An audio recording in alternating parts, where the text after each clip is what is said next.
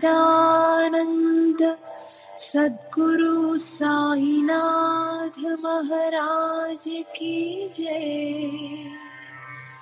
सद्गुरु श्री साईनाथुनि शरद बाबू जी की जय।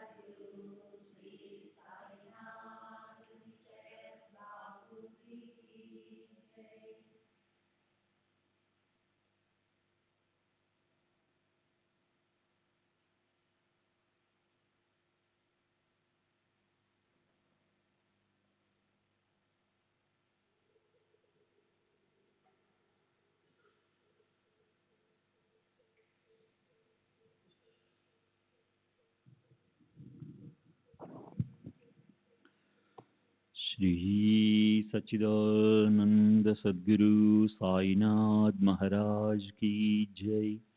सद्गुरु श्री साईनाथ शरद बाबू जी की जय। శ్రీ సాయినాథాయ నమః. శ్రీ సాయి సచ్చరిత్రము 13వ అధ్యాయం. మాయ యొక్క అనంత శక్తి. భీమాజీ పాటిలు, బాలా గణపతి షింపి, బాబుసాహెబ్ బూటి, ఆనంద స్వామి, కాకా మహాజని, హార్దా నివాసి దత్తోపంత్, ఇంకొక 3 వ్యాధులు. మాయ యొక్క అనంత శక్తి. బాబా మాటలు క్లుప్తముగను భావగర్భితముగను అర్ధపూర్ణముగను శక్తివంతముగను సమతూకముతోనూ ఉండేవి. వారు ఎప్పుడు తృప్తిగా నిశ్చింతగా నుండివారు. బాబా ఇట్లనిది: నేను ఫకీర్ అయినప్పటికీ ఇల్లు వాకిలి భార్యాబిడ్డలు తదితర బాదరబందీలేవీ లేకుండా ఎక్కడికి కదలక ఒకచోట కూర్చుని ఉన్నప్పటికీ తప్పించుకొనలేని మాయ నన్నును బాధించుచున్నది. నేను నన్ను మరచినను ఆమెను మరువలేకున్నాను. ఎల్లప్పుడూ ఆమె నన్ను ఆవరించుచున్నది. హరి యొక్క ఆ ఆదిమాయ బ్రహ్మాదులని చికాకు పరుచుచుండగా నా వంటి దుర్బలుడైన ఫకీర్ అనగా ఎంత? హరి ప్రసన్నుడైనప్పుడే ఆ మాయ నుండి తప్పించుకున్నట సాధ్యము. నిరంతర హరిభజనయే దానికి మార్గము. మాయాశక్తిని గురించి బాబా ఆ విధముగా పలికెను. మహాభాగవతంలో శ్రీకృష్ణుడు యోగులు తన సజీవ ప్రతిరూపములని ఉద్ధవునికి చెప్పి ఉన్నాడు. తన భక్తుల మేలు కొరకు బాబా ఇంకా ఏమి చెప్పి ఉన్నారో వినుడు. ఎవరు అదృష్టవంతులో, ఎవరి పాపములు క్షీణించినవో వారే నన్ను భజించుటేందుకు తత్పరులై నన్ను ఎరుగుగలరు. ఎల్లప్పుడూ సాయి సాయి అని స్మరించుండిన సప్త సముద్రములు దాటించెదను. ఈ మాటలను విశ్వసింపుము, తప్పక మేలు పొందెదవు. పూజా తంతుతో నాకు పని లేదు. షోడశోపచారములు గాని అష్టాంగ యోగములు గాని నాకు అవసరం లేదు. భక్తి ఉన్న చోటనే నా నివాసము. ఇక తమకు పూర్తిగా శరణాగతులైన వారి క్షేమం కొరకు బాబా ఏమి చేశారో వినుడు. భీమాజీ పాటిల్, పూనా జిల్లా జున్నర్ తాలూకా నారాయణగాం వాస్తవ్యుడు భీమాజీ పాటిల్ 1909 సంవత్సరంలో తీవ్రమైన ఊపిరితిత్తుల రుగ్మతకు గురయ్యాను. తొదకు అది క్షయవ్యాధిగా పరిణమించాను. అన్ని రకముల ఔషధములను వాడను గాని ప్రయోజనం లేకుండెను. ఇక ఆశలన్నీ వదులుకొని, ఓ భగవంతుడా, ఇక నీవే నా దిక్కు, నన్ను కాపాడు అని ప్రార్థించాను. మన పరిస్థితులు బాగుండునంత వరకు మనము భగవంతుని తలచము అన్న సంగతి అందరికీ తెలిసిందే. కష్టములు మనల్ని ఆవరించినప్పుడు మనము భగవంతుని జ్ఞప్తికి తెచ్చుకునేదము. అట్లనే భీమాజీ కూడా భగవంతుని స్మరించాను. ఆ తరువాత తన అనారోగ్య విషయమై బాబా భక్తులకు నానాసాహెబ్ చందోర్కర్తో సలహా చేయవాలని ఆలోచన కలిగాను. వెంటనే తన జబ్బు యొక్క వివరణని తెలుపుచూ ఆయనకు ఒక లేఖ వ్రాసి అతని అభిప్రాయం అడిగాను. బాబా పాదములపై పడి బాబాను శరణు వేడుకున్నట ఒక్కటే ఆరోగ్యములకు సాధనమని నానాసాహెబ్ చందోర్కర్ జవాబు రాశాను. అతడు నానాసాహెబ్ సలహాపై ఆధారపడి షిరిడికి పోవుటకు ఏర్పాట్లన్నీ చేసుకున్నాడు. అతనిని షిరిడికి తెచ్చి మసీదులోనున్న బాబా ముందు కూర్చొనబెట్టిరి. నానా సాహెబు శ్యామ కూడా అచటనే ఉండిరి. ఆ జబ్బు వాని గత జన్మలోని పాపకర్మల ఫలితమని, అతని విషయంలో తాను జోక్యము చేసుకొనదలుచుట లేదనియూ బాబా చెప్పాను. కానీ ఆ రోగి తనకు వేరే దిక్కు లేదనియూ, అందుచే చివరకు వారి పాదముల ఆశ్రయించదనియూ మొరపెట్టుకుని వారి కటాక్షమునకై వేడుకొనెను. అతని ప్రార్థనకు బాబా హృదయము కరిగెను. అప్పుడు బాబా అతనితో ఇట్లనిది: ఊరడిల్లుము, నీ ఆతురతను పారద్రోలుము, నీ కష్టములు గట్టెక్కినవి. ఎంతటి పేడ బాధలున్న వారైనను ఎప్పుడైతే మా మసీదు మెట్లు ఎక్కుదురో వారి కష్టములన్నీ నిష్క్రమించి సంతోషములకు దారితీయును. ఇచ్చటి ఫకీరు మిక్కిలి దయార్ద్ర హృదయుడు, వారు రోగమును తప్పక బాగు చేయును. ఈ ఫకీరు అందరినీ ప్రేమతోనూ దయతోనూ కాపాడును. ప్రతి 5 నిమిషాలకు రక్తముకు రక్కుచుండిన ఆ రోగి బాబా సముఖమున ఒక్కసారైనా రక్తముకు రక్కలేదు. బాబా వానిని దయతో కాపాడుదనను అభయం ఇచ్చిన వెంటనే రోగము నయమొకట ప్రారంభించెను.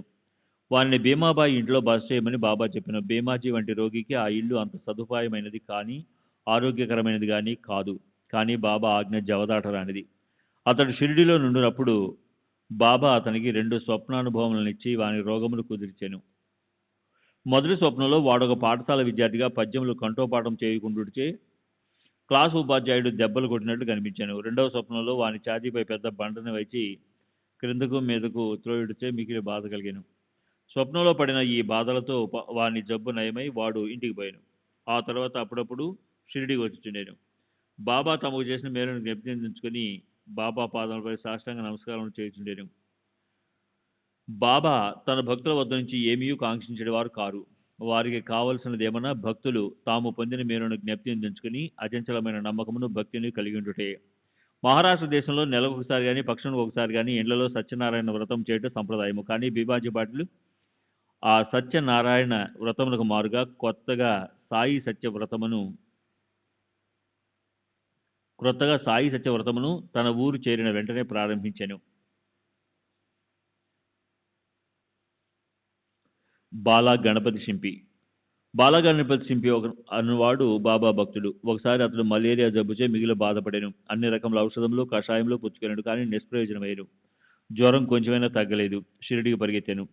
బాబా పాదములపై పడాను. బాబా వానికి లక్ష్మీ మందిరం ముందరున్న నల్లకొక్కకు పెరుగన్నం కలిపి పెట్టమని చెప్పాను.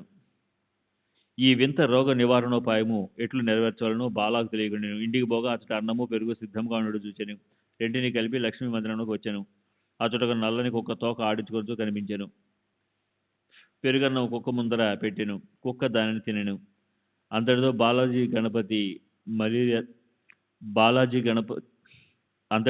బాలా గణపతి మలేరియా జబ్బు శాశ్వతంగా పోయెను. శ్రీ సచ్చిదానంద సద్గురు సాయినాథ్ మహారాజ్ కీ జై. సద్గురు శ్రీ సాయినాథుని శరద్ బాబూజీ కీ జై.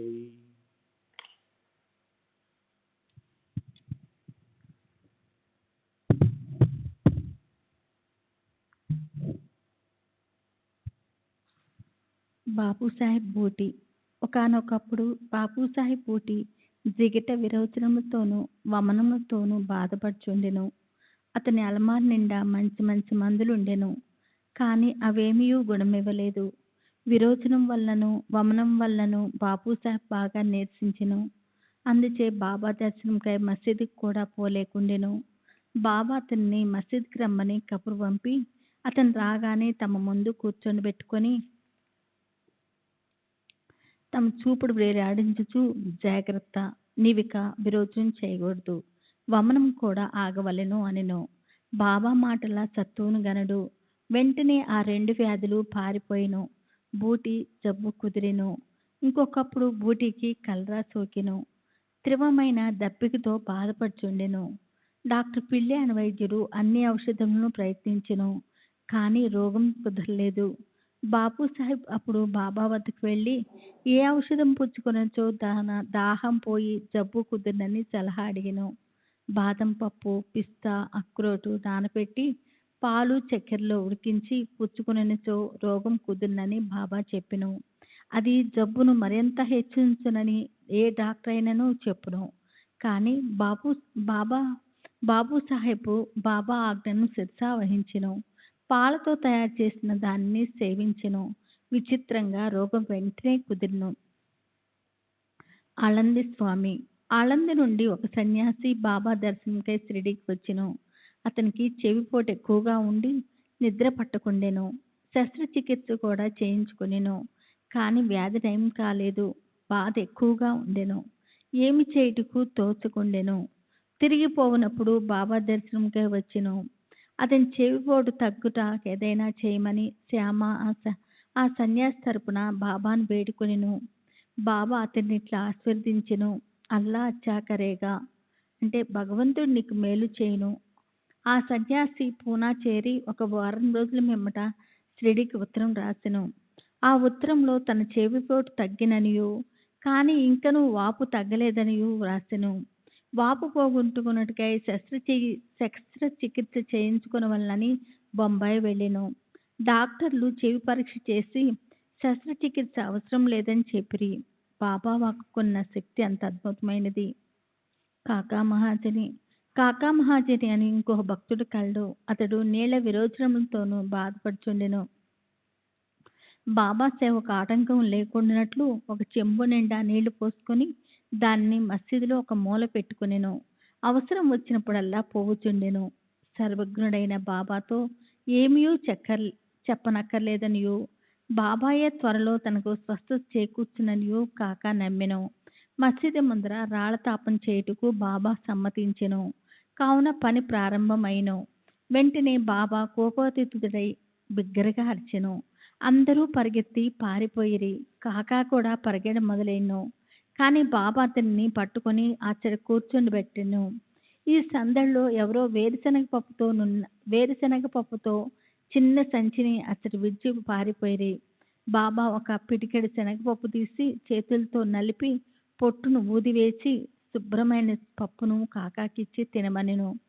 తిట్టుట, శుభ్రపరచుట, తినుట ఒకేసారి జరుగుచుండెను. బాబా కొంత పప్పును తినెను. సంచి ఉత్తది కాగానే నీళ్లు తీసుకుని రమ్మని బాబా కాకాను ఆజ్ఞాపించెను. కాకా కుండతో నీళ్లు తెచ్చెను. బాబా కొన్ని నీళ్లు త్రాగి కాకాను కూడా త్రాగమనెను. అప్పుడు బాబా ఇట్లనెను, నీ నీళ్ల విరోచనములు ఆగిపోయినవి. ఇప్పుడు నీవు రాళ్లతాపం చేయు పనిని చూసుకుని వచ్చును. అంతలో పారిపోయిన వారందరూ తిరిగి మసీదుకు చేరిరి. పని ప్రారంభింపబడెను.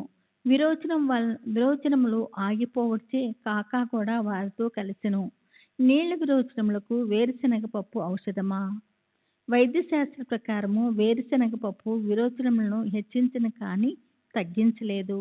ఇందు నిజమైన ఔషధము బాబా యొక్క వాక్యే. హార్దా నివాసి దత్తోపంతు. దత్తోపంతు హార్దా గ్రామ నివాసి. అతడు కడుపు నొప్పితో 14 సంవత్సరాలు బాధపడిను. ఏ ఔషధము వానికి గుణం ఇవ్వలేదు. అతడు బాబా కీర్తి వినెను. వారు జబ్బులను దృష్టి చేతనే బాగు చేస్తురని సంగతి తెలుసుకొని షిరిడీకి పోయి బాబా పాదంపై పడెను. బాబా అతన్ని దయాదృష్టితో ఆశీర్వదించెను.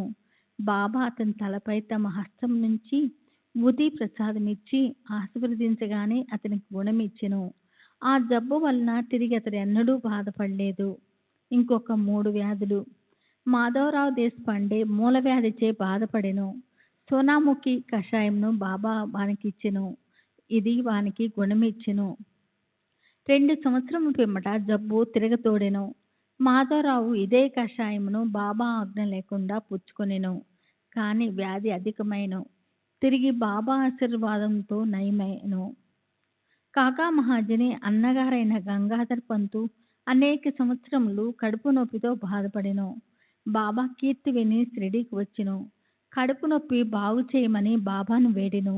బాబా వాని కడుపును తమ హస్తములతో స్పృశించి భగవంతుడే బాగు చేయగలడనెను.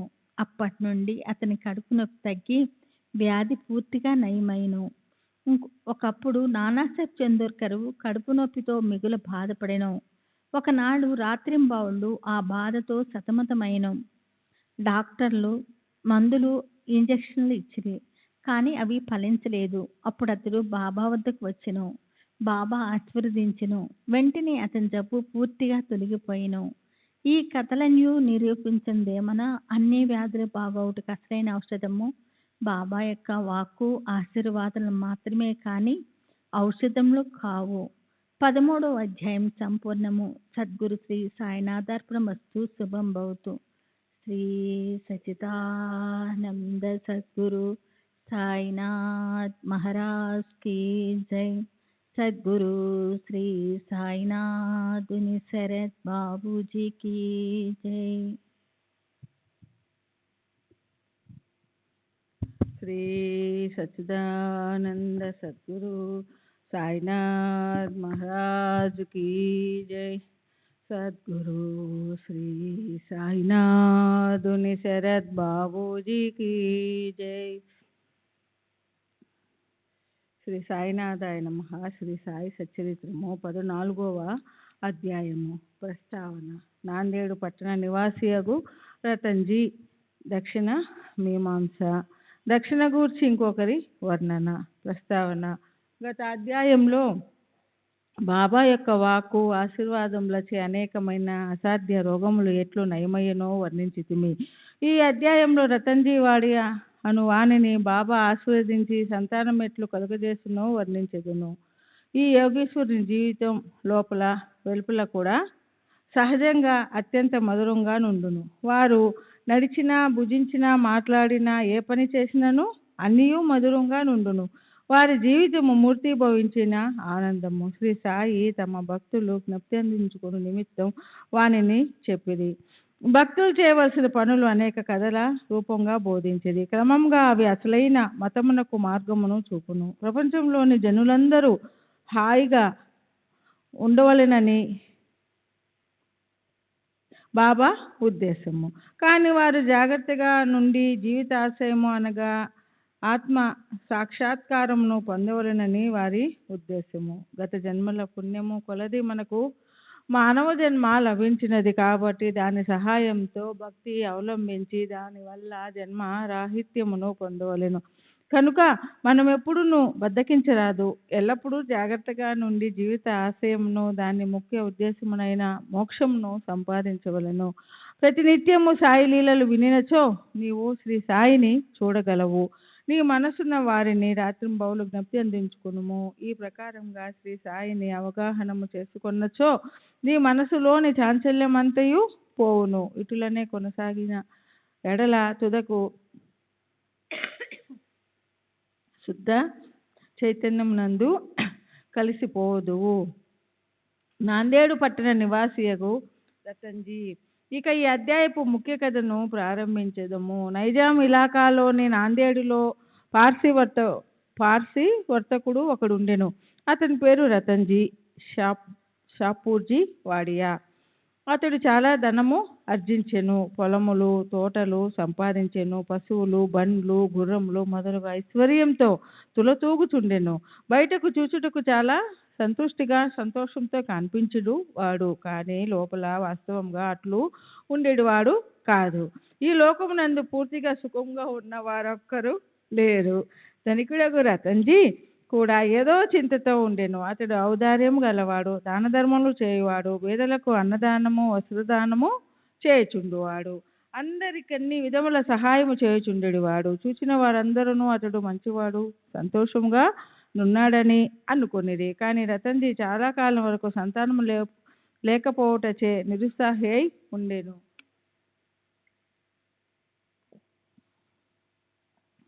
భక్తి లేని హరికథ వలె, వరుస లేని సంగీతం వలె, జంధ్యం లేని బ్రాహ్మణుని వలె, ప్రపంచ జ్ఞానం లేని శాస్త్రవేత్త వలె, పశ్చాత్తాపం లేని యాత్ర వలె, కంఠాభరణం లేని అలంకారం వలె రతన్జీ జీవితం పుత్ర సంతానం లేక నిష్ప్రయోజనముగాను కళా విహీనంగాను ఉండెను. రతన్జీ ఎల్లప్పుడూ ఈ విషయంను గూర్చియే చింతించుచుండెను.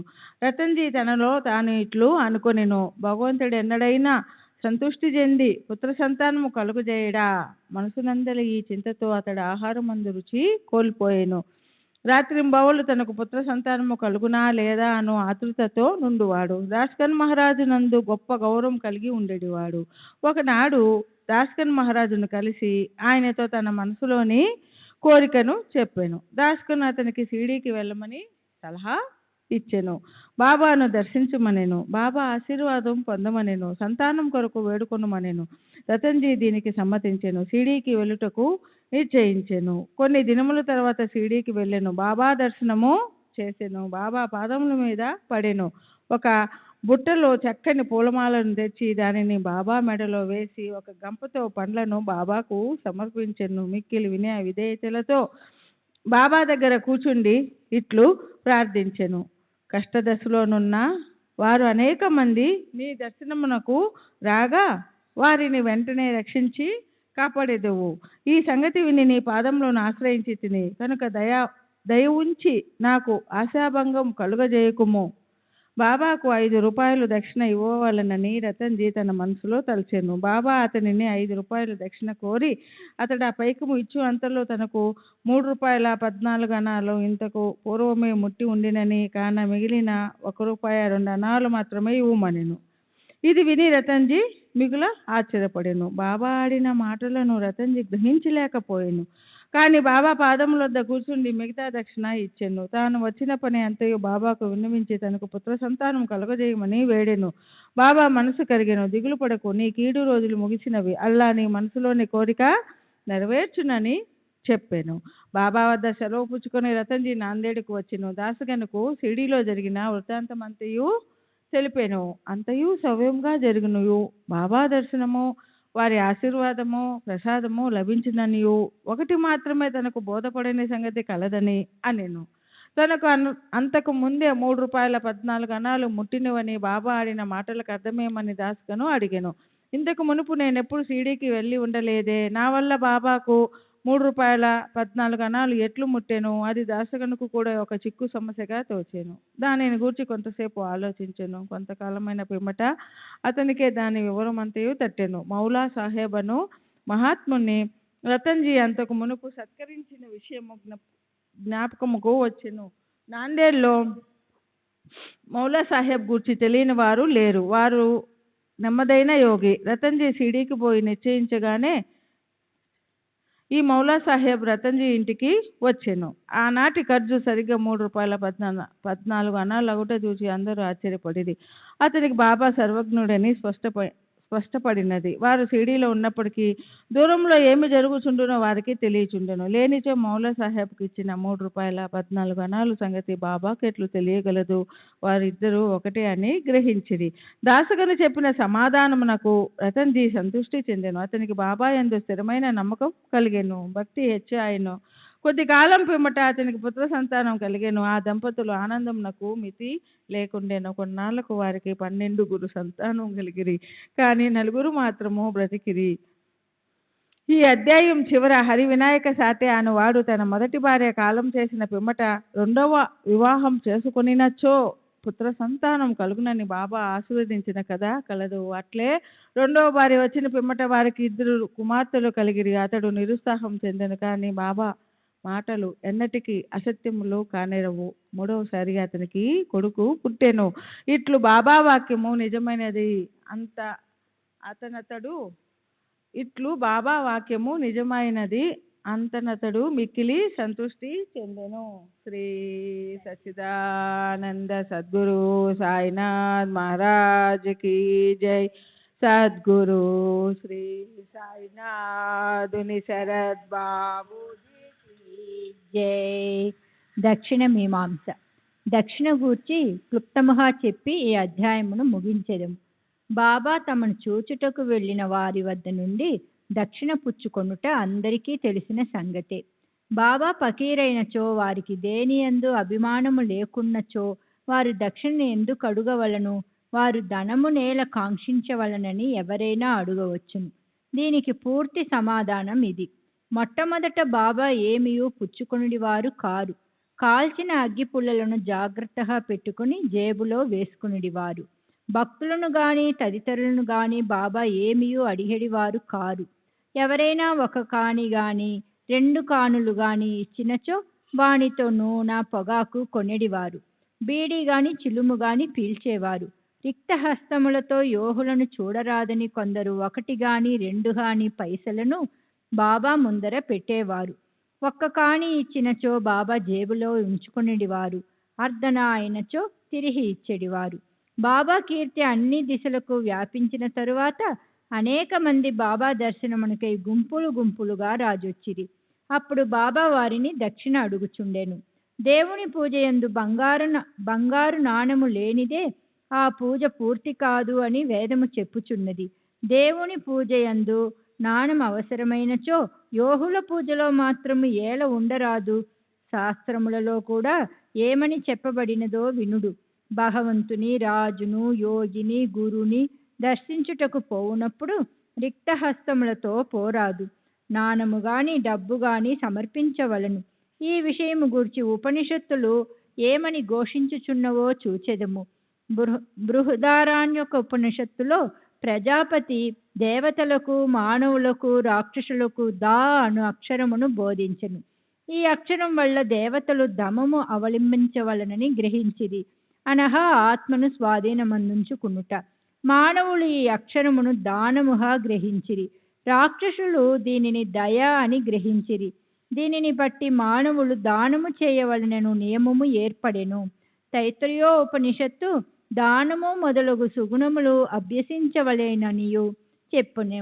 దానము గట్టి విశ్వాసముతోనూ ధారాళముగాను అణకువతోనూ భయముతోనూ కనికరముతోనూ చేయవలెను. భక్తులకు దానము గూర్చి బోధించుటకు, ధనమందు వారికి గల అభిమానమును పోగొట్టుటకు, వారి మనములను శుభ్రపరచుటకు బాబా దక్షిణ అడుగుచుండెను. కానీ ఇందులో ఒక విశేషమున్నది. బాబా తాము పుచ్చుకొను దానికి 100 రెట్లు తిరిగి ఇవ్వవలసి వచ్చుచుండెను. ఇట్లా అనేక మందికి జరిగెను. దీనికి ఒక ఉదాహరణము గణపతిరావు బోడస్ అను ప్రముఖ నటుడు తన మరాఠీ జీవిత చరిత్రలో గడియ గడియకు బాబా దక్షిణ అడుగుచుండుట చేత ధనముంచుకొని సంచి తీసి బాబా ముందు కుమ్మరించి తిననియు, దీని ఫలితముగా ఆనాటి నుండి తన జీవితంలో ధనమునకు ఎట్టి లోటు లేకుండాననియు వ్రాసెను. ఎల్లప్పుడూ కావలసినంత ధనము గణపతిరావు బోడస్కు దొరుకుచుండెను. బాబా దక్షిణ అడిగినప్పుడు ధనమే ఇవ్వనక్కర్లేదు అని అర్థము కూడా పెక్కు సంఘటనల వలన తెలియవచ్చుచున్నది. దీనికి 2 ఉదాహరణములు. ఒకటి, బాబా 15 రూపాయలు దక్షిణ ఇమ్మని ప్రొఫెసర్ జీజే నార్కేను అడుగగా అతడు తన వద్ద దమ్మిడి అయినా లేదు అనెను. దానికి బాబా ఇట్లనెను, నీ వద్ద ధనము లేదని నాకు తెలియను, కాని నీవు యోహవాసిష్టము చదువుచున్నావు కదా, దాని నుంచి నాకు దక్షిణ ఇమ్ము. దక్షిణానహ ఇచ్చట గ్రంథము నుంచి నేర్చుకునే విషయములను జాగ్రత్తగా హృదయములో దాచుకొనమని అర్థము. ఇంకొకసారి తర్కట్ భార్యను 6 రూపాయలు దక్షిణ ఇమ్మని బాబా అడిగెను. తన వద్ద పైకము లేకుండుటచే ఆమె మిగుల చిన్నపోయెను. అప్పుడు అక్కడనే ఉన్న ఆమె భర్త బాబా వాక్కులకు అర్థము చెప్పెను. తన అరుగురు శత్రువులను అనగా కామ క్రోధ లోబాదులను తమకు పూర్తిగా సమర్పించవలనని బాబా భావమని అతడు తన భార్యకు వివరించెను. దానికి బాబా పూర్తిగా సమ్మతించెను. బాబా దక్షిణ రూపముగా కావలసినంత ధనం వసూలు చేసినప్పటికీ దానినంతయు వారు ఆనాడే పంచిపెట్టుచుండిరి. ఆ మరుసటి ఉదయమునకు బాబా మామూలు పేద పకీరహుచుండెను. 10 సంవత్సరాల కాలము వేల కొలది రూపాయలను దక్షిణ రూపముగా పుచ్చుకొనినను మహాసమాధి చెందునాటికి 7 రూపాయలు మాత్రమే వారి చెంత మిగిలెను. 1000 ఏళ్ల బాబా దక్షిణ పుచ్చుకొనుట భక్తులకు దానమును త్యాగమును నేర్పుట కొరకే. దక్షిణ గూర్చి ఇంకొకరి వర్ణన. బీవీ దేవు ఠాణా నివాసి, ఉద్యోగ విరమణ చెందిన మమల్తదారు, బాబా భక్తుడు. దక్షిణ గూర్చి ఆయన శ్రీ సాయి లీలా మాసిక్ పత్రికలో ఇట్లు రాసి ఉన్నారు. బాబా అందరినీ దక్షిణ అడుగువారు కారు. అడగకుండా ఇచ్చినచో ఒక్కొక్కప్పుడు పుచ్చుకొనిడివారు, ఇంకొకప్పుడు నిరాకరించువారు. బాబా కొంతమంది భక్తుల వద్ద దక్షిణ అడుగుచుండెను. బాబా అడిగినచో ఇచ్చేదను అనే వారి వద్ద బాబా దక్షిణ పుచ్చుకొనిడి వారు కారు. తమ ఇష్టమునకు వ్యతిరేకముగా ఎవరైనా దక్షిణ ఇచ్చినచో బాబా దానిని ముట్టేవారు కారు. ఎవరైనా దక్షిణ తమ ముందు ఉంచినచో దానిని తిరిగి తీసుకొని పొమ్మనుచుండిరి. బాబా అడిగెడు దక్షిణ పెద్ద మొత్తములు గాని చిన్న మొత్తములు గాని భక్తుల కోరికలు భావము వసతి పట్టి ఉండును. స్త్రీలు పిల్లల వద్ద కూడా బాబా దక్షిణ అడుగుచుండెను. వారు అందరూ ధనికులను గాని అందరు బీదలను గాని దక్షిణ అడగలేదు. తాము అడిగినను దక్షిణ ఇయ్యని వారిపై బాబా కోపించి ఉండలేదు. ఎవరి ద్వారానైనా భక్తులు దక్షిణ పంపినచో తెచ్చిన వారు దానిని మరచునప్పుడు వారికి దానిని గూర్చి నెప్తికి తెచ్చి ఆ దక్షిణను పుచ్చుకొనువారు. ఒక్కొక్కప్పుడు చెల్లించిన దక్షిణ నుంచి కొన్ని రూపాయలు తిరిగి ఇచ్చి పూజలో పెట్టుకొమని వారు. దీని వలన భక్తునికి మిక్కిలి ప్రయోజనము కనిపించుచుండును. అనుకున్న దానికంటే ఎక్కువ ఇచ్చినచో కావలసిన దానినే ఉంచుకుని మిగతా దానిని తిరిగి ఇచ్చివేయుచుండిరి. ఒక్కొక్కప్పుడు భక్తులు అనుకున్న దానికంటే ఎక్కువగా ఇవ్వమనుచుండువారు. లేదనినచో ఎవరి వద్దైనా బదులు పుచ్చుకొని గాని అడిగి తీసుకొని గాని ఇవ్వమనుచుండిరి. కొందరు వద్ద నుండి ఒకే రోజు 3-4 సార్లు దక్షిణ కోరుచుండిరి. శ్రీ సచ్చిదానంద సద్గురు సాయినాథ్ మహారాజ్ కీ జై. సద్గురు శ్రీ సాయినాథుని శరత్ బాబూజీ కీ జై.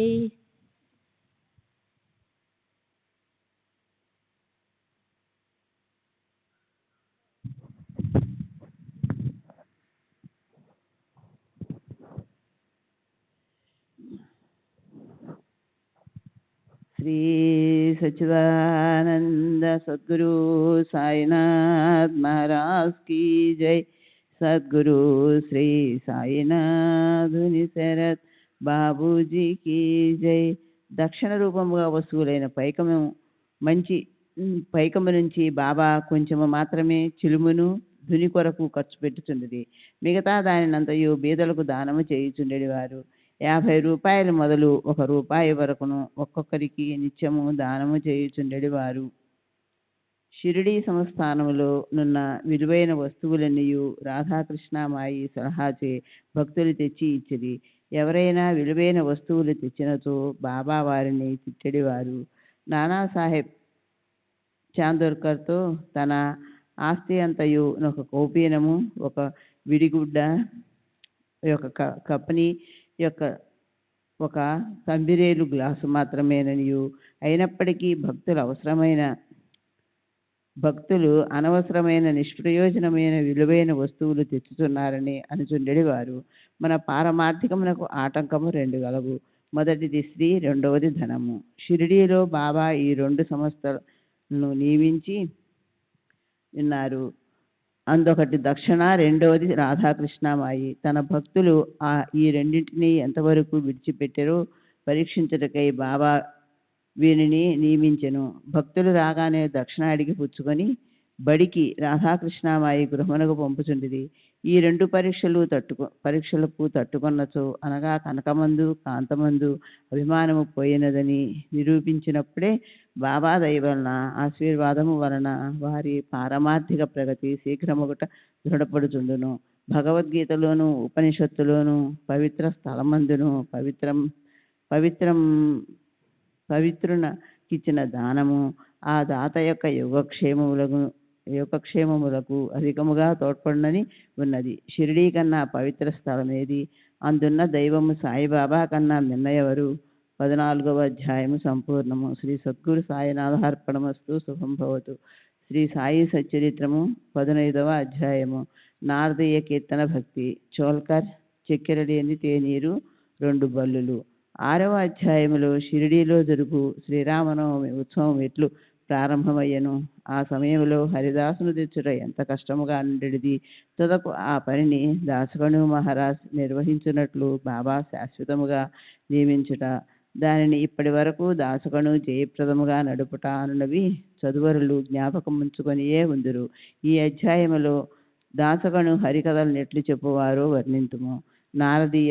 నారదీయ కీర్తన పద్ధతి. సాధారణముగా మహారాష్ట్ర దేశములో హరిదాసులు హరికథ చెప్పినప్పుడు ఆడంబరమైన 2 అంగరాకాలు వేసుకొనిదరు. తలపైని పాగా కానీ పేట, ఒక విధమైన ఎర్రని మహారాష్ట్రపు టోపీ కానీ, పొడవైన కోటు, లోపల చొక్కా, పైన ఉత్తరీయము, మామూలుగా ధరించడి ధోతిని కట్టుకొనిదరు. ఈ ప్రకారముగా దుస్తులు ధరించి షిరిడీలో హరికథ చెప్పుటకై దాసగను తయారయ్యను. బాబా సెలవు పొందుటకై మసీదుకు పోయెను. బాబా అతనితో, ఏమోయ్ పెండ్లి కొడక, ఎంత చక్కగా ముస్తాబై ఎక్కడకు పోవుచున్నావు అనెను. హరికథ చెప్పుటకు పోవుచున్నానని దాసగను జవాబిచ్చెను. అప్పుడు బాబా ఇట్లనెను, దానికి దుస్తులన్నీ ఎందుకు? కోటు, కండువా, టోపీ మొదలగునవి ముందర వెంటనే తీసి పారవేయము. శరీరముపై ఈ అలంకారాలన్నీ ఎందుకు? వెంటనే దాసగను వాటన్నింటినీ తీసి బాబా పాదముల వద్ద నించెను. అప్పటి నుండి హరికథ చెప్పినప్పుడు వారిని దాసగను ఎన్నడూ ధరించలేదు. నడుము మొదలు తల వరకు ఏమియూ వేసుకొనివాడు కాదు. చేతిలో చిరుతలు, మెడలో పూలమాల మాత్రమే ధరించెడివాడు. ఇది మహారాష్ట్ర దేశములో తక్కిన హరిదాసులు అవలంబించు పద్ధతికి వ్యతిరేకము. నారద మహర్షియే హరికథలు ప్రారంభించువారు. వారు తలపైని శరీరము పైన ఏమియూ తొడిగేడివారు కారు. చేతి యందు వీణను ధరించి ఒక చోటు నుంచి ఇంకొక చోటికి హరినామ సంకీర్తన చేయుచు పోవారు. శ్రీ సచ్చిదానంద సద్గురు సాయినాథ్ మహారాజ్ కీ జై. సద్గురు శ్రీ సాయినాథ్ ముని శరత్ బాబూజీ కీ జై.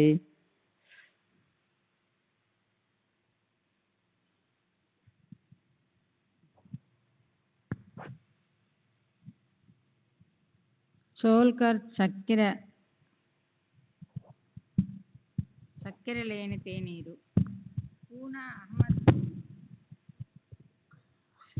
పూనా అహ్మద్నగర్ జిల్లాలో బాబాను గూర్చి అందరికీ తెలియను గాని నానాసాహెబ్ చందోర్కర్ ఉపన్యాసముల వల్లను దాసగను హరికథల వల్లను బాబా పేరు కొంకణ దేశమంతయు ప్రాకెను. నిజముగా దాసగను తన చక్కని హరికథల వల్ల బాబాను అనేకులకు పరిచయము నర్చెను. హరికథలు వినుటకు వచ్చిన వారికి అనేక రుచులుండును. కొందరు హరిదాసు గారి పాండిత్యమునకు సంతసించెదరు. కొందరికి వారి నటన, కొందరికి వారి పాటలు, కొందరికి హాస్యము, చమత్కారము, సంతసము కలగజేయును. కథాపూర్వమున దాసుగారు సంభాషించి వేదాంత విషయములు వినుటకు కొందరు, అసలు కథను వినుటకు కొందరు వచ్చెదరు. వచ్చిన వారిలో చాలా కొద్ది మందికి మాత్రమే భగవంతుని యందు గాని యోగుల యందు గాని ప్రేమ విశ్వాసములు కలుగును. కానీ దాసగను యొక్క హరికథలు విని వారల మనస్సులపై కలుగు ప్రభావితం అతి సమ్మోహనకరముగా ఉండెను. ఇచ్చటకు ఉదాహరణమునిచ్చేదము. ఠానాలోనున్న కౌపినేశ్వరాలయంలో ఒకనాడు దాసగను హరికథ చెప్పుచు సాయి మహిమను పాడుచుండెను. కథను వినుటకు వచ్చిన వారిలో చోల్కర్ అనునతడుండెను. అతడు పేదవాడు. ఠానా సివిల్ కోర్టులో గుమస్తాగా పనిచేయుచుండెను. అతడు దాసగను కీర్తన అతి శ్రద్ధగా వినెను. వాని మనస్సు కరిగెను.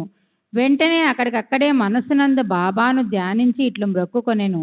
బాబా, నేను పేదవాడను. నా కుటుంబమునే నేను పోషించుకొనలేకున్నాను. మీ అనుగ్రహము చేత సర్కారు వారి పరీక్షలో ఉత్తీర్ణుడనై స్థిరమైన ఉద్యోగం లభించినచో నేను షిరిడీకి వచ్చెదను. నీ పాదములకు సాష్టాంగ నమస్కారము చేసేదను, నీ పేరున కలకండ పంచిపెట్టుదును. బాబా కృపచే చోల్కర్ పరీక్షలో పాస్ అయ్యను. స్థిరమైన ఉద్యోగము దొరికెను కనుక మ్రొక్కు చెల్లించవలసిన బాధ్యత ఎంత త్వరగా తీర్చినచో అంత బాగుండుననుకొనెను. చోల్కర్ బీదవాడు, వాని కుటుంబము చాలా పెద్దది కనుక షిరిడి యాత్ర చేయుటకు ఖర్చు పెట్టుకొనలేకుండెను. ఎవరైనా పర్వత శిఖరమునైనా దాటవచ్చును గాని బీదవాడు తన ఇంటి గడపనే దాటలేడని కదా లోకోక్తి. చోల్కర్ కెటులైనా శ్రీ సాయి మొక్కును త్వరలో చెల్లించవలని ఆతురత కలిగెను. కావున తన సంసారమున ఖర్చులను తగ్గించి కొంత పైకమును మిగిల్చవలనని నిశ్చయించుకొనెను. తేనేటిలో వేయు చక్కెరను మాని ఆ మిగిలిన ద్రవ్యమును దాచుటకు ప్రారంభించెను. ఈ విధముగా కొంత ద్రవ్యమును మిగిల్చిన పిమ్మట షిరిడీకి వచ్చి బాబా పాదములపై పడెను. ఒక టెంకాయ బాబాకు సమర్పించెను. తాను మొక్కుకున్న ప్రకారము కలకండ పంచిపెట్టెను. తన మనసులో కోరికలన్నీ ఆనాడు నెరవేరినవనియు తనకు ఎంతయో తృప్తిగా నున్నదనియు బాబాతో చెప్పెను. చోల్కర్ బాపు సాహెబ్ జో గృహమందు దిగెను. అప్పుడు వీరిరువురు మసీదులో నుండిరి. ఇంటికి పోవుటకై వారు లేచి నిలవగా బాబా జోగును పిలిచి ఇట్లనెను. శ్రీ సచ్చిదానంద సద్గురు సాయినాథ్ మహారాజ్ కి జై. సద్గురు శ్రీ సాయినాథుని శరత్ బాబూజీకి జై. నీ అతిథికి టీ కప్పులలో విరివిగా చక్కెర వేసి ఇమ్ము. ఈ పలుకులలోని భావమును గ్రహించిన వాడై చోల్కర్ మనసు కరిగెను. అతడు ఆశ్చర్యమగ్నుడయ్యెను. వాని కండ్లు ఆనంద బాష్పములతో నిండెను. తిరిగి బాబా పాదములపై పడెను. జోగు కూడా ఈ మాటలు విని టీ కప్పులలో చక్కెర ఎక్కువగా కలుపుట అను దాని భావము ఏమై ఉండునాయని యోచించెను. బాబా తన పలుకులచే చోల్కర్ మనసునందు భక్తి నమ్మకములను కలుగజేయవలనని ఉద్దేశించెను. వారి మొక్కు ప్రకారము తనకు రావలసిన కండ చక్కెర ముట్టినదనియు తేయాకు నీళ్లలో చక్కెరను ఉపయోగించకపోవుటయను రహస్య మనోనిశ్చయమును చక్కగా కనుగొనేననియు చెప్పెను. బాబా ఇట్లా చెప్పెనుద్దేశించెను. నా ముందర భక్తితో మీ చేతులు చాపినచో వెంటనే రాత్రింబవళ్ళు మీ చెంత నేనుండెదను. నా దేహమునిచ్చటనున్నప్పటికీ సప్త సముద్రముల కావాల మీరు చేయుచున్న పనులు నాకు తెలియను. ప్రపంచమున మీకిచ్చ వచ్చిన చోటుకు పోవుడు నేను మీ చెంతనే ఉండెదను. నా నివాస స్థలము మీ హృదయమునందే గలదు. నేను మీ శరీరంలోనే ఉన్నాను. ఎల్లప్పుడూ మీ హృదయములలోనూ సర్వజన హృదయములందు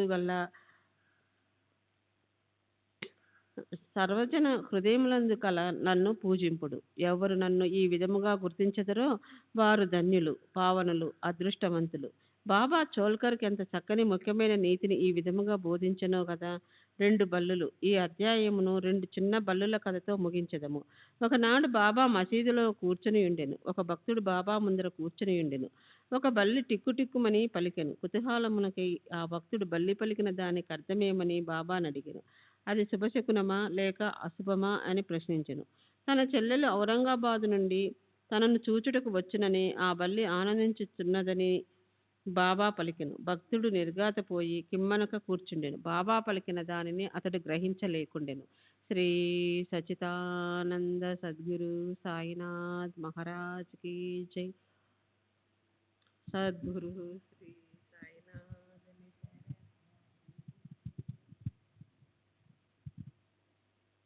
కొంత తడవైన పిమ్మట ఔరంగాబాద్ నుండి ఎవరో గుర్రంపై బాబా దర్శనానికి షిరిడీకి వచ్చిరి. అతడు ఇంకనూ కొంత దూరము పోవలసి ఉండెను. కానీ వాని గుర్రము ఆకలిచే ముందుకు పోలేకుండెను. గుర్రమునకు ఉలువలు కావలసి ఉండెను. తన భుజంపైనున్న సంచిని తీసి ఉలువలు తీసుకొని వచ్చుటకై పోవునప్పుడు దానిలోనున్న ధూళిని విదిలించెను. అందులో నుండి ఒక బల్లి క్రిందపడి అందరూ చూచుచుండగా గోడనెక్కెను. ప్రశ్నించిన భక్తుడు కదంతయు జాగ్రత్తగా గమనించమని బాబా చెప్పెను. వెంటనే ఆ బల్లి తన సోదరి వద్దకి సంతోషంతో పోయెను. చాలా కాలము పిమ్మట అక్కా చెల్లెండ్రు కలుసుకొనిరి. ఒకరినొకరు కౌగిలించుకొని ముద్దాడుకొనిరి. గుండ్రముగా తిరుగుచూ అధిక ప్రేమతో ఆడిరి. షిరిడి ఎక్కడా, ఔరంగాబాద్ ఎక్కడా? గుర్రపు రౌతు ఔరంగాబాదు నుండి బల్లిని తీసుకొని షిరిడీకెట్లు వచ్చెను. రాబోయే ఇద్దరు అక్కా చెల్లెండ్రు కలియుదురని బాబా ముందుగానే ఎట్లు చెప్పగలిగెను. ఇది అంతయు బహుచిత్రముగా నున్నది. ఇది బాబా సర్వజ్ఞుడని నిరూపించుచున్నది. ఉత్తర లేఖనము. ఎవరైతే ఈ అధ్యాయమును భక్తి శ్రద్ధలతో నిత్యము పారాయణము చేసెదరో వారి కష్టములన్నీ శ్రీ సాయినాథుని కృపచే తొలుగును. 15వ అధ్యాయం సంపూర్ణం. సద్గురు సాయినాథార్పణమస్తు. శుభం భవతు. శ్రీ సచ్చిదానంద సద్గురు సాయినాథ్ మహారాజ్ కీ జై. సద్గురు శ్రీ సాయినాథుని శరత్ బాబూజీ కీ జై.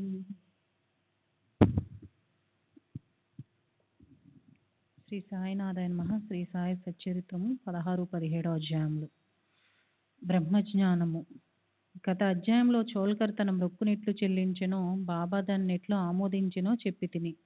ఏ కొంచెమైనను భక్తి ప్రేమలతో ఇచ్చిన దానిని ఆమోదించెదననియు, గర్వముతోనూ అహంకారంతోనూ ఇచ్చిన దానిని తిరస్కరించెదననియు బాబా ఆ కథలో నిరూపించెను. బాబా పూర్ణ సచిదానంద స్వరూపుడు అగుటచే కేవలం బాహ్యతంతును లక్ష్యపెట్టేవారు కాదు.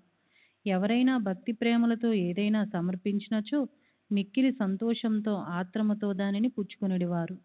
నిజంగా సద్గురు సాయి కంటే ఉదార స్వభావులు, దయార్థ హృదయులు లేరు. కోరికలు నెరవేర్చు చింతామణి, కల్పతరువు వారికి సమానము కాదు. మనము కోరినదల్లా ఇచ్చు కామధేనువు కూడా బాబాతో సమానము కాదు. ఏలన అవి మనము కోరినవి మాత్రమే ఇచ్చును. కానీ సద్గురువు అచింత్యము అనుపలభ్యమైన ఆత్మ సాక్షాత్కారమును ప్రసాదించును. ఒకనాడొక ధనికుడు సాయిబాబా వద్దకు వచ్చి బ్రహ్మజ్ఞానమును ప్రసాదించమని బ్రతిమాలెను. ఆ కథ ఇచ్చట చెప్పుదును. సకలేశ్వరంలో అనుభవించుచున్న ధనికుడొకడుండెను. అతడిండ్లను, ధనమును, పొలములను, తోటలను సంపాదించెను. వానికి అనేక మంది సేవకులుండేవారు. బాబా కీర్తి వాని చెవుల పడగానే షిరిడీకి పోయి బాబా పాదములపై బడి బ్రహ్మజ్ఞానమును ప్రసాదించమని బాబాను వేడుకొనిదనని తన స్నేహితులతో చెప్పెను. తనకు వేరేమయూ వలదనియు బ్రహ్మజ్ఞానము పొందినచో తనకు మిక్కిలి సంతసము కలుగునని చెప్పెను. ఆ స్నేహితుడు ఇట్లనెను, బ్రహ్మజ్ఞానమును సంపాదించుట అంత సులభమైన పని కాదు. ముఖ్యముగా నీ వంటి పేరాస గలవానికి అది మిగులు దుర్లభము. ధనము, భార్యాబిడ్డలతో తేలి మునుగుచున్న నీ వంటి వానికి బ్రహ్మజ్ఞానము ఎవరిచ్చెదరు? నీ ఒక పైసా అయినను దానము చేయనివాడవే. నీవు బ్రహ్మజ్ఞానముకై వెదుకున్నప్పుడు నీ కోరిక నెరవేర్చువారెవరు? తన స్నేహితుని సలహాను లక్ష్యపెట్టక రాను పోను టాంగాను బాడుకు కట్టించుకుని అతడు షిరిడీకి వచ్చాను. మసీదుకి పోయి బాబాను చూచి వారి పాదములకు సాష్టాంగ నమస్కారం చేసి ఇట్లనెను, బాబా, ఇక్కడకు వచ్చిన వారికి ఆలస్యం చేయక బ్రహ్మమును చూపెదరని విని నేనింత దూరం నుండి వచ్చి తిని. ప్రయాణముచే నేను మిక్కిలి బడలి తిని. మీరు బ్రహ్మజ్ఞానమును ప్రసాదించినచో నేను పడిన శ్రమకు ఫలితము లభించును. బాబా ఇట్లు బదులు చెప్పాను, నా ప్రియమైన స్నేహితుడా, ఆతురపడవద్దు. త్వరలో ఇప్పుడే నీకు బ్రహ్మమును చూపెదను. నాది నగదు బేరమే కాని అరువు బేరము కాదు. అనేక మంది నా వద్దకు వచ్చి ధనము, ఆరోగ్యము, పలుకుబడి, గౌరవము, ఉద్యోగము, రోగ నివారణము మొదలగు ప్రాపంచిక విషయములనే అడుగుదరు. నా వద్దకు వచ్చి బ్రహ్మజ్ఞానం ఇవ్వమని అడుగువారు చాలా తక్కువ. ప్రపంచ విషయములు కావాలని అడుగువారికి లోటు లేనే లేదు. పారమార్థిక విషయమై యోచించేవారు మిక్కిలు అరుదు. కావున నీ వంటి వారు వచ్చి బ్రహ్మజ్ఞానం కావాలని అడుగు సమయము శుభమైనది, శ్రేయోదాయకమైనది కనుక సంతసముతో నీకు బ్రహ్మమును దానికి సంబంధించిన దాన్నన్నింటినీ చూపెదను. శ్రీ సచిదానంద సద్గురు సాయినాథ్ మహారాజ్ కీ జై. సద్గురు శ్రీ సాయినాథ్ శరత్ బాబూజీ కీ జై.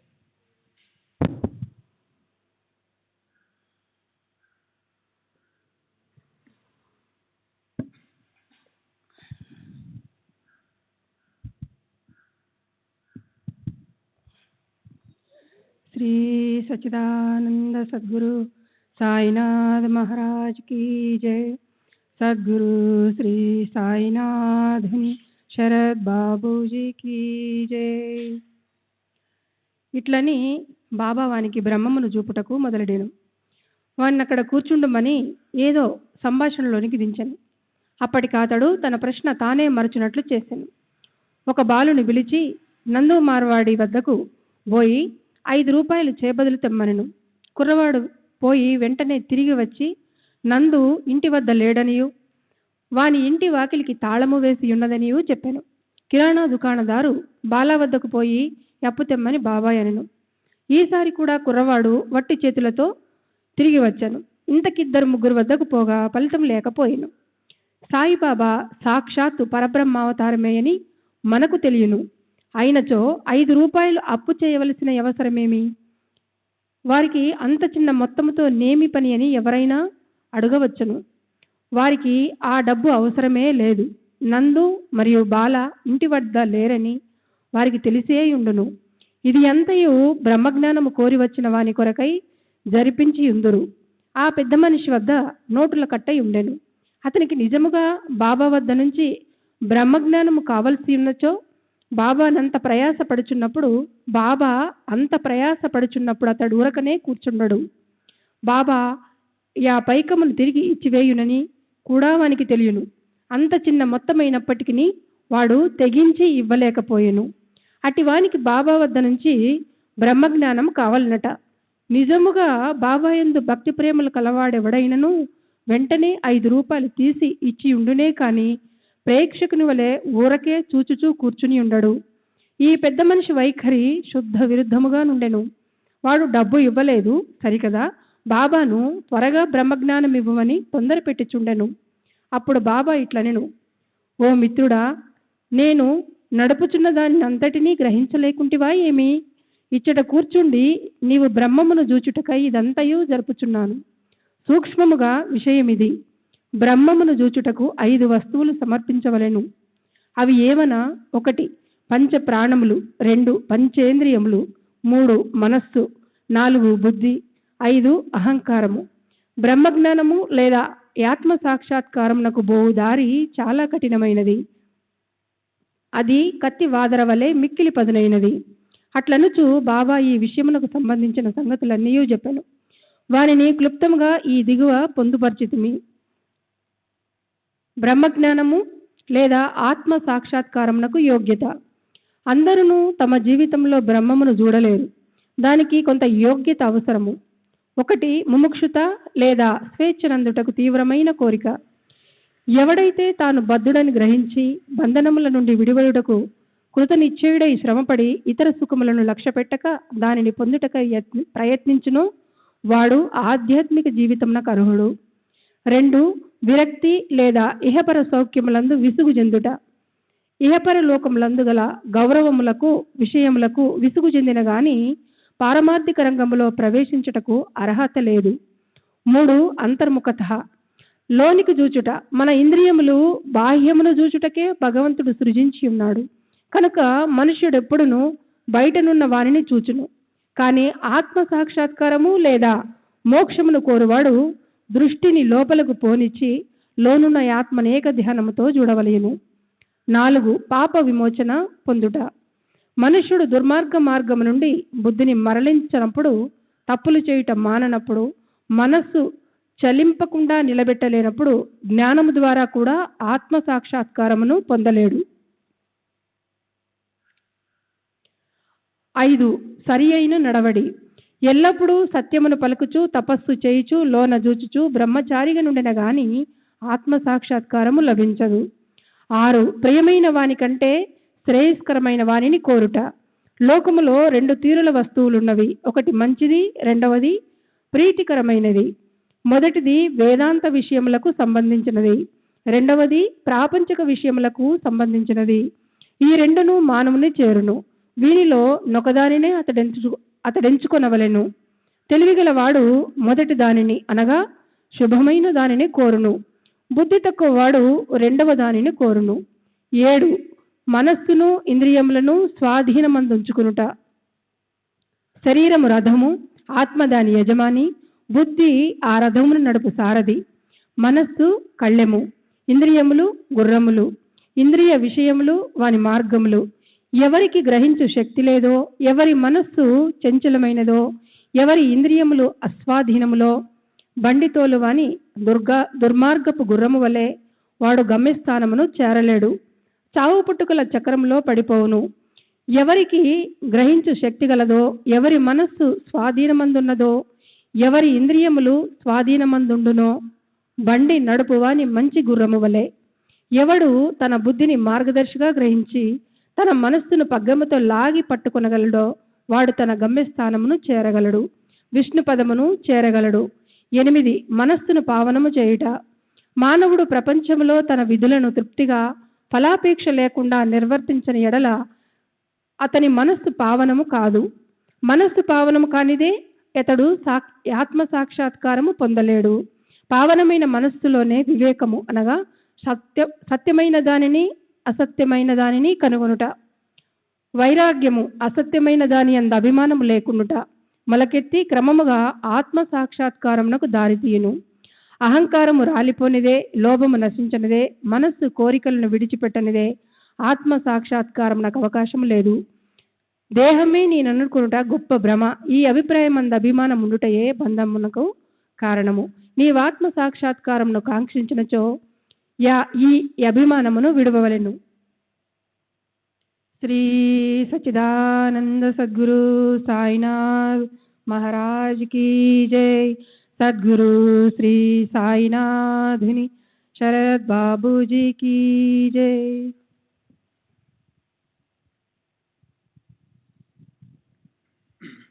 श्री सच्चिदानंद सद्गुरु साईनाथ महाराज की जय.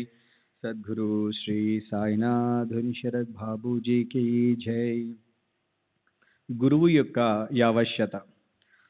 ఆత్మజ్ఞానము మిక్కిలి సూక్ష్మము, గూఢమైనది. ఎవరైనను తమ స్వశక్తిచే దానిని పొందుట కాంక్షించలేరు. కనుక ఆత్మ సాక్షాత్కారము పొందిన ఇంకొకరి గురువు సహాయము మిక్కిలి అవసరము. గొప్ప కృషి చేసి శ్రమించి ఇతరులు ఇవ్వలేని దానిని అతి సులభముగా గురువు నుండి పొందవచ్చును. వారా మార్గమందు నడిచి ఉన్నవారు కావున శిష్యుని సులభముగా ఆధ్యాత్మిక ప్రగతిలో క్రమముగా ఒక మెట్టు మీద నుంచి ఇంకొక మెట్టునకు తీసుకొని పోగలరు. భగవంతుని కటాక్షము ఇది అన్నిటికంటే మిక్కిలి అవసరమైనది. భగవంతుడు తన కృపకు పాత్రులైన వారికి వివేకమును వైరాగ్యమును కలుగజేసి సురక్షితముగా భవసాగరము నుండి తరింపజేయగలడు. వేదము లభ్యసించుట వల్ల గాని, మేధాశక్తి వల్ల గాని, పుస్తక జ్ఞానము వల్ల గాని ఆత్మానుభూతి పొందలేరు. ఆత్మ ఎవరిని వరించునో వారే దానిని పొందగలరు. అట్టి వారికే ఆత్మ తన స్వరూపమును తెలియజేయునని కఠోపనిషత్తు చెప్పుచున్నది.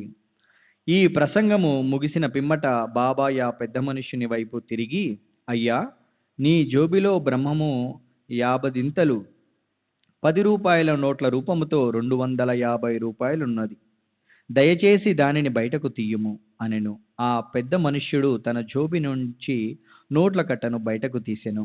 లెక్క పెట్టగా సరిగా 25 రూపాయల నోట్లుండెను. అందరూ మిక్కిలి ఆశ్చర్యపడిరి. బాబా సర్వజ్ఞతను చూచి వాని మనస్సు కరిగెను. బాబా పాదములపై బడి వారి ఆశీర్వాదమునకై వేడెను. అప్పుడు బాబా ఇట్లనెను, నీ బ్రహ్మపు నోటుల కట్టను చుట్టి పెట్టుము. నీ పేరాసను లోభమును పూర్తిగా వదలనంత వరకు నీవు నిజమైన బ్రహ్మమును చూడలేవు. ఎవరి మనస్సు ధనమందు, సంతానమందు, ఐశ్వర్యమందు లగ్నమయ్యున్నదో వాడా అభిమానమును పోగొట్టునంత వరకు బ్రహ్మమునెట్లు చూడగలడు? అభిమానమనే భ్రమ, ధనమందు తృష్ణ, దుఃఖమును సుడిగుండము వంటిది. అది యసూయ యహంభావమును మొసళ్లతో నిండియున్నది. ఎవడు కోరికలు లేనివాడో వాడు మాత్రమే ఈ సుడిగుండమును దాటగలడు. పేరాశయు బ్రహ్మజ్ఞానమును ఉత్తర దక్షిణ ధ్రువముల వంటివి. అవి శాశ్వతముగా ఒకటికొకటి బద్ధ వైరము గలవి. ఎక్కడ పేరాస గలదో ఎక్కడ బ్రహ్మము గూర్చి ఆలోచించుటకు గాని దాని ధ్యానమునకు గాని తావులేదు. అట్లయినచో పేరాస గలవాడు విరక్తిని, మోక్షమును ఎట్లు సంపాదించగలడు? లోబికి భ్రాంతి గాని, సంతుష్టి గాని, దృఢ నిశ్చయము గాని ఉండవు. మనస్సునందే మాత్రము పేరాసయున్నను సాధనలన్నీయు ఆధ్యాత్మిక ప్రయత్నములు నిష్ప్రయోజనములు. శ్రీ సచ్చిదానంద సద్గురు సాయినాథ్ మహారాజ్ की जय. सद्गुरु श्री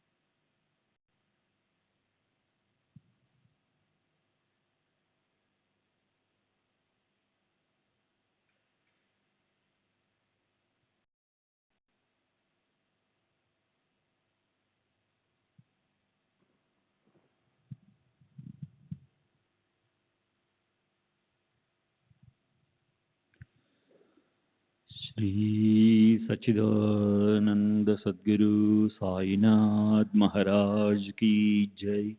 सद्गुरु श्री साईनाथ शरद बाबू जी की जय। साई रहम नजर करना, बच्चों का पालन करना। साई रहम नजर करना, बच्चों का पालन करना। जाना तुमने जगत पसार, सब ही झूठ जमाना। जाना तुमने जगत पसार, सब ही झूठ जमाना। साई रहम नजर करना, बच्चों का पालन करना। साई रहम नजर करना, बच्चों का पालन करना। मैं अंधा हूँ बंदा आपका, मुझसे पथ दिखलाना। मैं अंधा हूँ बंदा आपका, मुझसे पथ दिखलाना। साई रहम नजर करना, बच्चों का पालन करना। साई रहम नजर करना, बच्चों का पालन करना। दास गणों कहे अब क्या बोलूं, थक गई मेरी रसना।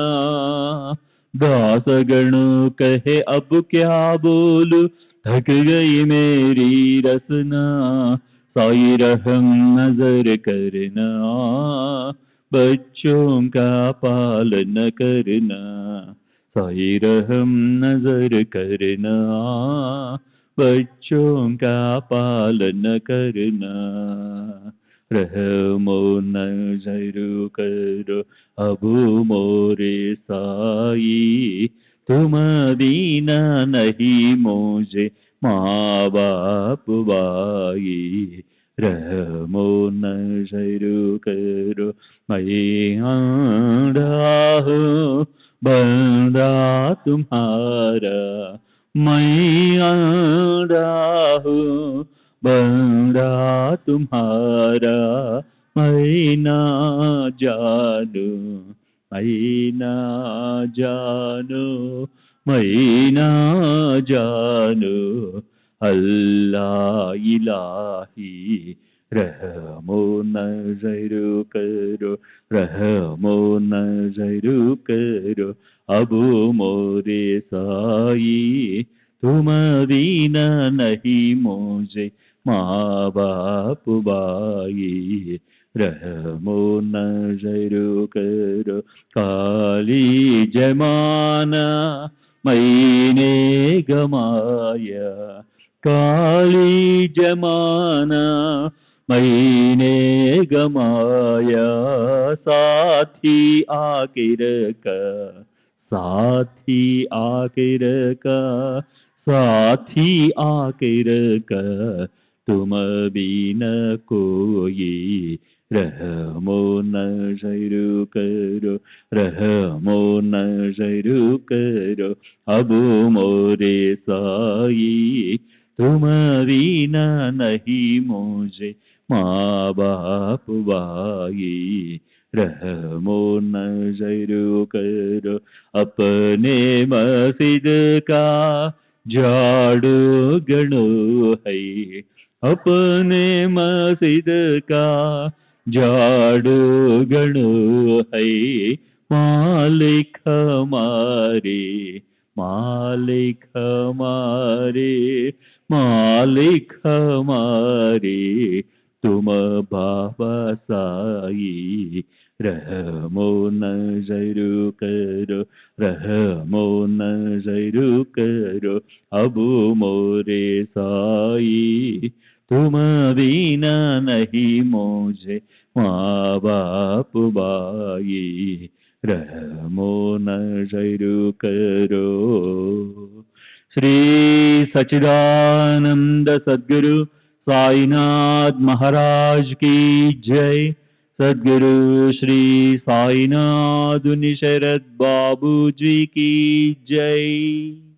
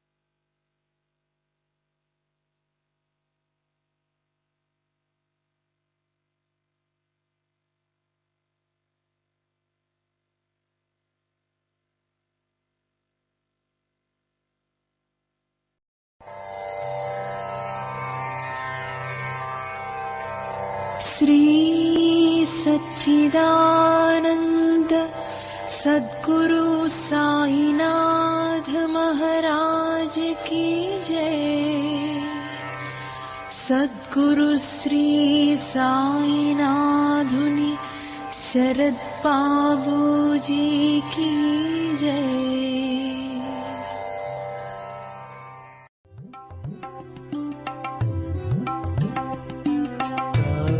Baba